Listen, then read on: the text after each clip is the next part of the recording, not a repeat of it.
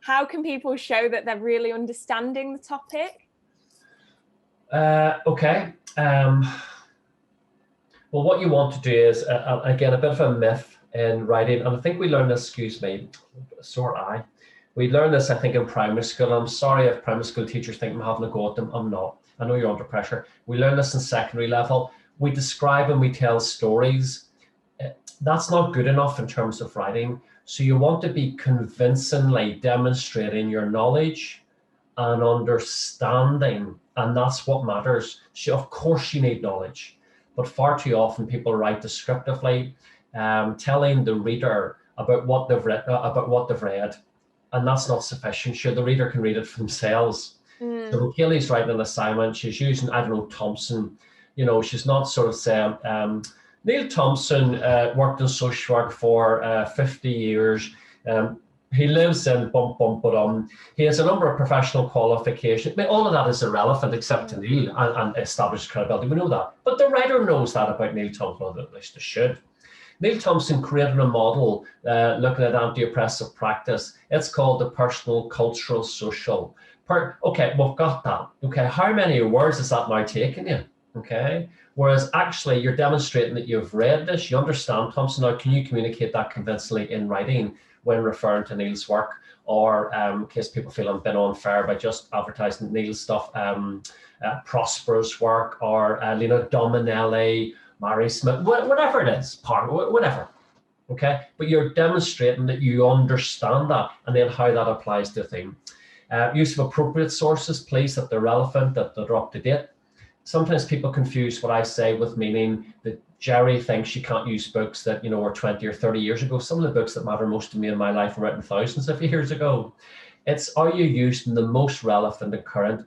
So if I'm quoting Carl Rogers, who I'm a big fan of, you know, I really couldn't leave Carl Rogers or B-Steck's principles, maybe, you know, from the 1950s and 60s, and not think I'd have to put something that's contemporaneous, you know, something that's current. That would be absurd. That's not to diminish or to dilute what those people did and tremendous contributions they made, but we've really got to bring it up now in terms of that. Our bulb being attachment, if people are just relying on that in the 21st century, I would be concerned. Make sure, important things to me anyway, put contentious words in inverted commas. It's something I've been going on about for a number of years now. So if you're using phrases that you don't agree with, I mean, dealing with disability a wee bit earlier. So there, I mean, there was appalling ways that referred to people who've had disability, you know, like cripple or, you know, other phrases, don't want to popularize them. At least if you're using, you know, because when I pull people in this, they go, well, that's sorry, Gerry, that's what the law says. I said, yeah, but could you at least put an inverted commas, single inverted commas, to indicate to the reader that you know there's something not quite right about that, or all you're doing is perpetuating this awful language.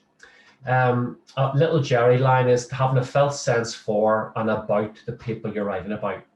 So social work is rarely abstract.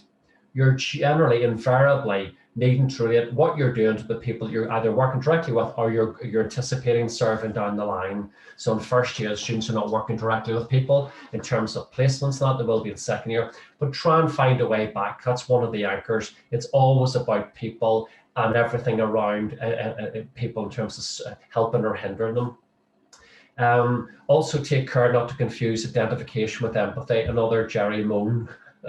Too many people are actually identifying with the person instead of empathizing. And then every claim that you make, including what I'm doing now, evidence it.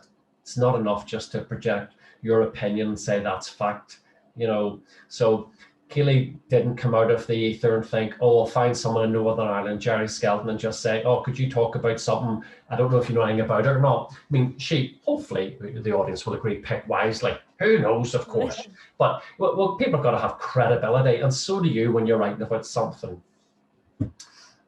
That's brilliant. Yeah. So it just made me think about when I thought I'd done really well in an assignment, and I was told that the first quarter of it was just, I didn't really get a single mark for it because I just went into a lot of history and I'd done loads of research on this topic, but it made me realize that I don't want to waste that many words and that you do need to be a bit more careful about the reason that you're including what you do. And since then, that's really helped me thinking more about that. So And I've a couple of pointers too, if you want to pick me up at the end, just in terms of whatever time you have, I was actually put this together just this morning thinking, well, if I was writing a good assignment, what are the things I want in it? So it's just a Gerry list. So I might do that at the end, I might not. Depends so much. So I can't remember what you're paying for this. So I know it's in thousands, but anyway, only joking on you. Not even a bar chocolate. One day, Gerry, that might be possible.